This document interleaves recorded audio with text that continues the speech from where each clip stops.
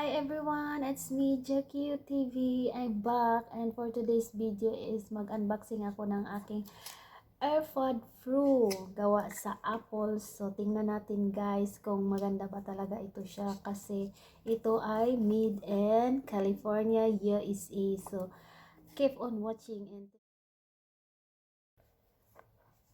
So ito na yung sinasabi ko sa inyo guys na AirPod Pro na gawa sa Apple and made in USA. So ayan na guys, ayan, Apple, gawa siya sa Apple. Okay, tapos ngayon bubuksan na natin yan para makita ko ang laman. Nakaka-excite buksan kasi bumibili din ako ng mga AirPods pero alam nyo yung simple lang siya, walang mga manual, tapos yung charger niya parang ang iksi ng wire. So yun nga, ito daw is mahaba daw yung wire nito. So para mapatunayan ko na totoo, so yes, bumili ako at ito, buksan na natin. Nahirapan pa ako itong buksan kasi hindi na ako gumagamit ng gunting. Ayan. Ayan, keep on watching guys. So yes,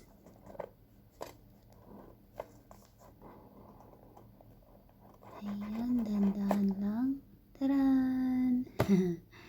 Takip talagang nauna nakita. So yan na yung manual niya guys. Ayan, yan yung manual niya. Ayan. So tingnan natin yung manual kung anong laman.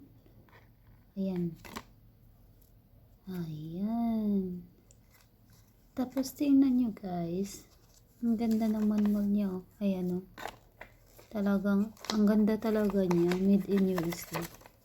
So sulit talaga yung pagbili ko nito. So yes,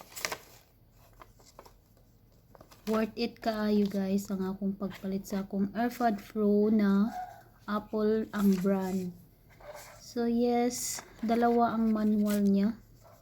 Okay, ayan, yan yung laman ng box. Ayan. Yes, dalawa o tatlo ata eh. Yes, tatlo. Okay, so ito na yung AirPod Pro. Mabigat siya guys, kung hawakan mabigat as in. Tapos may nakalagay siyang USA, made in USA sa likod. So yes, cute siya. Ayan, cute. Maliit lang yan. Ayaw ko kasi yung mahaba ang niya.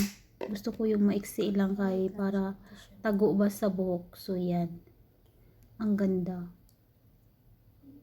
So i-charge ko muna to within 1 hour lang para matry ko siya. So yes, gandang ganda ko dito guys. Ang bigat pa niya. Yan o, color white. Made in USA, California. Ayan, nakalagay yan sa likod. Ayan.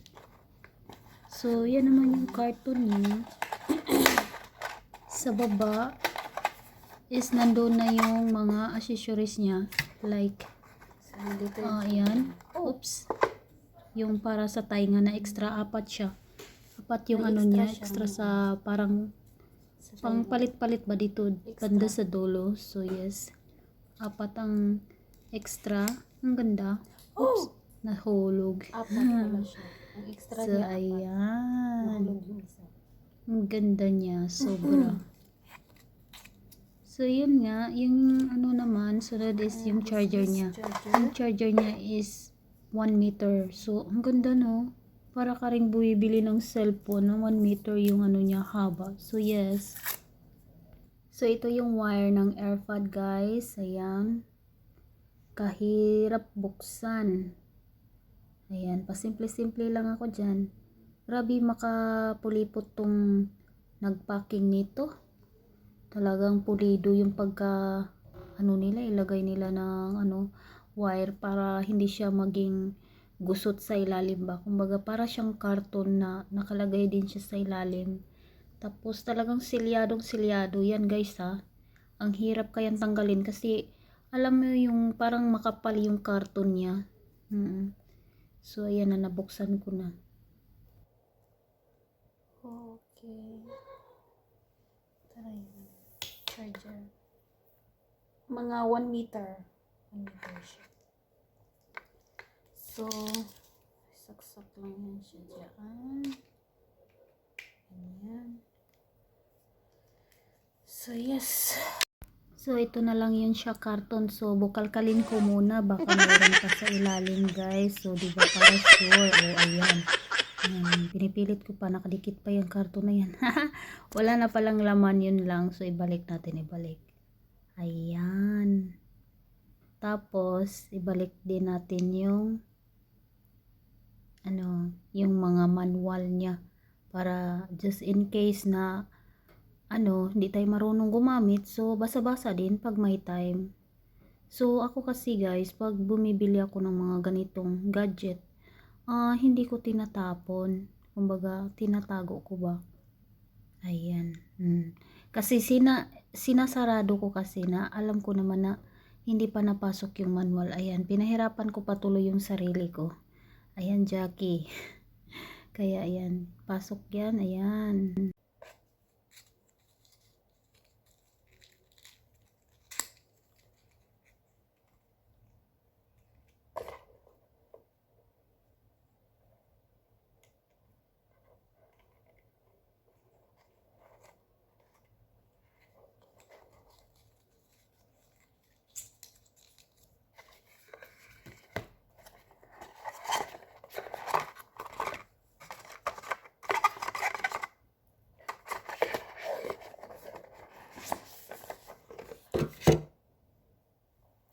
So yes guys, thank you for watching and bye bye.